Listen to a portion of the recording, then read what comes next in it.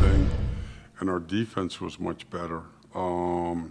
I thought the other thing in the first quarter, and in the second quarter too, is the fouling, off the ball, the pulling the shirts, late on a play, so you slap down, foul. We fouled 2 jump shooters, and the second and third quarter are the best that we've played.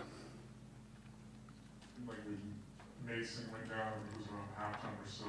Nick took on some more minutes and Mark as well. What did you like about those guys? Seemed to really look as comfortable as they looked. Yeah, I think Nick was the one that really he turned the game around with his effort, with his defense, his physicality, and the way he ran the floor. He did the same thing in the second half. I mean, he's given himself a chance to make progress here because he knows who he is and he plays to his strengths. So he can run. He's physical. He's a good screener. He's a good roller. And tonight, his talk, his communication defensively, I thought was excellent.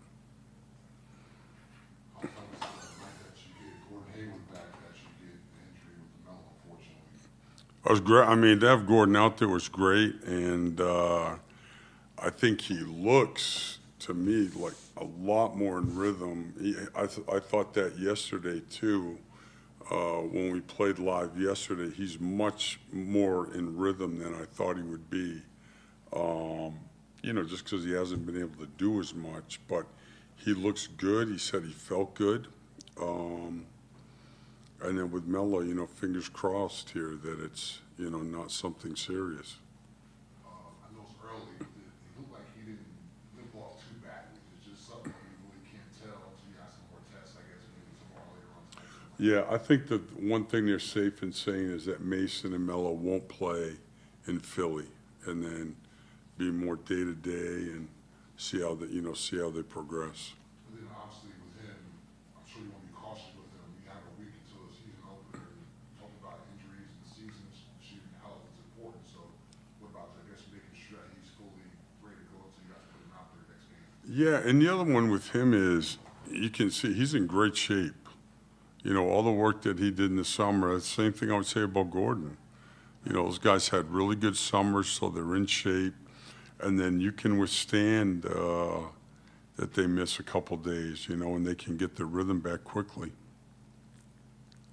Hey, Steve, as we get closer, have you come up with a plan for, say, limiting Gordon's minutes, but, just making sure, trying to do the best you can to keep him forward for as much? Yeah, I mean, it's not etched in stone, but we sat down, Joe and Gordon and I know Mitch has talked to Gordon, Mitch has talked to Joe, and so he's definitely not going to play 82 games. That wouldn't be smart.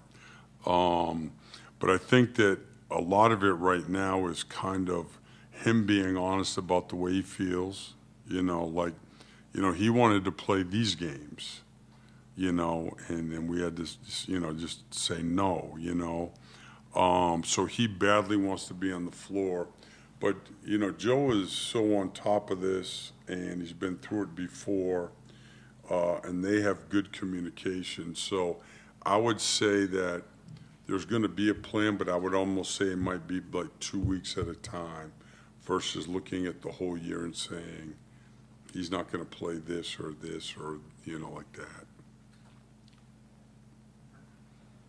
Steve, Tim from All Horns Podcast Network, Tim Wonders. Just curious, Dennis Smith Jr. got a lot of great paint penetration in the second half today. Anyone you could see capitalizing off the dishes for some open threes? Yeah, I mean, I thought his pick and roll, his high pick and roll game is very good, and he had 2 or 3 nice plays. And this is also coming off a stretch here, where he missed 3 days. So it was good to see. But he's had a good camp, and he's brought a lot to practices with his intensity is physical.